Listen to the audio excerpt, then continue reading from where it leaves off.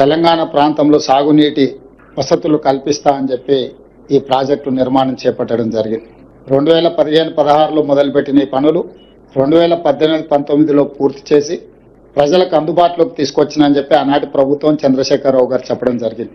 నిర్మాణం జరిగిన 3 సంవత్సరాల లోపే 2023 అక్టోబర్ ప్రాంతంలో మేడిగడ్డ బ్యారేజ్ కుంగిపోవడము, అన్నారం సుందిళ్ళ బ్యారేజులు పగుళ్ళు రావడము, ఆనాడు ప్రాజెక్టులు ప్రమాదంలో పడ్డాయి అని సాంకేతిక నిపుణులు, నేషనల్ డ్యామ్ సేఫ్టీ అథారిటీతో సహా కేంద్ర ప్రభుత్వ రంగ సంస్థలు గుర్తించి వాటి మీద విచారణ చేసి ఆ విచారణ సందర్భంగా ప్రణాళికల లోపం, నిర్మాణ లోపం, నిర్వహణలో లోపం, డిజైనింగ్, కన్స్ట్రక్షన్, ఆపరేషన్ అండ్ మెయింటెనెన్స్లో లోపాలు ఉన్నాయి. దీని మీద పూర్తి స్థాయిలో విచారణ జరగాలని ఆనాడు రాష్ట్ర ప్రభుత్వానికి చంద్రశేఖరరావు గారు ముఖ్యమంత్రిగా ఉన్నప్పుడే నివేదికలు ఇవ్వడం జరిగింది.